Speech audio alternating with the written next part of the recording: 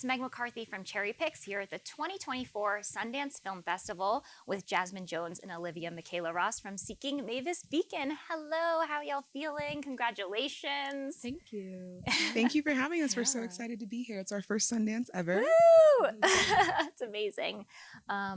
You've both spent years searching for the truth, rifling through archives, pretty profoundly uncovering how images have been co-opted for years without consent. In your opinions, how important is it to learn and look to the past when having conversations around image ownership moving forward? I mean, for me, there's so many different feminist thinkers and writers that we're referencing in this film. I think someone that I looked to a lot in the course of making this project was Zora Neale Hurston. And I think her work she is like a perfect example of taking, this field, anthropology, archiving, that can be incredibly reductive in terms of the people that it's dealing with. And yeah, I think just the idea of coming into a community with a camera, shooting the community with this camera, it's really a loaded thing. And I feel like Black folks have a contentious relationship to cameras. And so also citing Zora Neale Hurston, I think she has a great archive of her own protocols. And one of those things that she talks about is the idea of giving offerings and having to move at the speed of trust with a subject and, build up that rapport. And so, yeah, that's something I think about a lot in this film, is just everybody who has agreed to be on camera, they're trusting us with their image. It's been challenging. Even, I'm sitting here editing it and trying to represent myself accurately in an hour-and-a-half movie, let alone my best friend. It's a tall order. Beautifully said. There's a lot of, when it comes to images and people's rights and consents around their image, I think we've been seeing a lot of just lately feeling like we're kind of not doing so hot on an open book test. Right.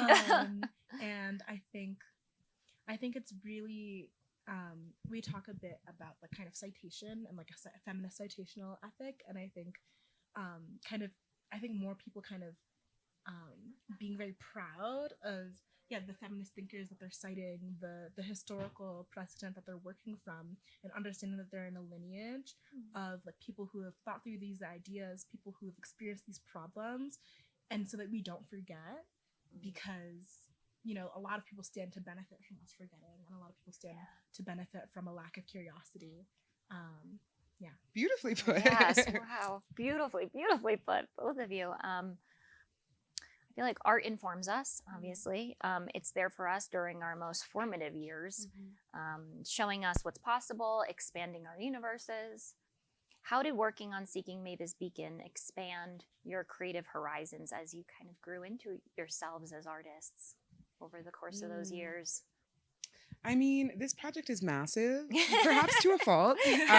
And given that it's my first feature film, it's there are so many ideas that I wanted to get across and things that I wanted to attempt. I'm happy with the balance that we struck here, and I do think there's a little something for everybody. But yeah, it's been I'm curious of what your thoughts are. I feel like one of the cool mini arcs is I feel like at the beginning, and I don't know how well this is represented in the film exactly, but I feel like at the beginning we kind of were we'd call ourselves archivists and investigators, and it's kind of a manifestation. We were saying it out loud as an affirmation.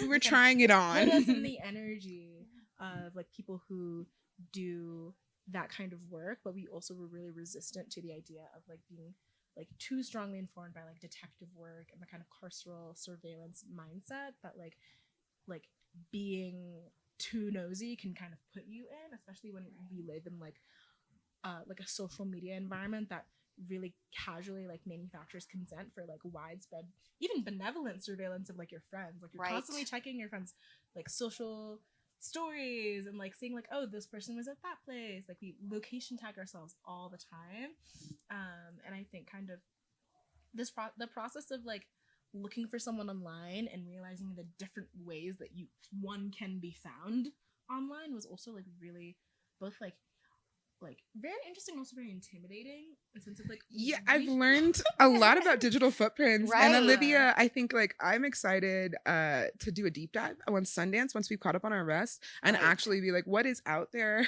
for us? And so I would encourage everybody, whether or not you watch the film, just to like Google yourself, see how you feel about what you find. Olivia has reminded me that you can actually remove those things from the internet. So I think, we all have the power to kind of curate who we are online, and sometimes it feels like it's this bigger thing than us. You can also bully data brokers into like not selling your stuff. Right. A lot of people don't like take the time to like make the call, fill out the form, but like they can't. I mean, they can, and sometimes they do sell your stuff without your consent. But some places, like, you actually can tell them no. Yeah, absolutely. I think about that all the time as an entertainment journalist and like the ethics of that. And it's something that I sort of, has a weight to it. And it's so tricky. But I think that this film too, and what you're saying, will start all these beautiful conversations where we just take a step back for a minute, quiet the noise and say, well, we are in control of this, especially when we create a community that supports that kind of having that control and valuing that control. Thank you. That's so exciting to hear. Absolutely. Jazmin, you say in your director's statement that the invaluable experience of following your intuition, which is, I think, a storyteller's greatest tool. You can be talented, you can be this, you can be that, but you got to like follow your instincts. So for both of you, what are your intuitions telling you to follow next or pursue next? I know that we got to it's all going on right now and there's a lot to unpack with this project, but any little gut feelings that have been stirring up? I mean, this process, I've learned so much about filmmaking as a whole. I'm excited about documentary, but I'm also really curious to try making something more episodic or narrative and seeing what can happen with that. There's also, in the course of just doing this research, Olivia and I have uncovered a lot of mysteries in pop culture that relate to the representation of Black women. So, if someone wants to fund it, there is a spin-off series potential, but also as reflected in the film, Olivia has her own life and career and dreams that may or may not be related to filmmaking. So I'm just glad to have her here. Right. Yeah, I feel like in a lot of ways, like this film kind of replaced my college experience. You kind of see me go from like 18 to 22. Right. And I feel like actually I learned more about like just future careers doing this process than I would have if I was like following like a preset curriculum. Like I'm really very passionate about like media archiving and just archives in general as like a field of like study and like documentary.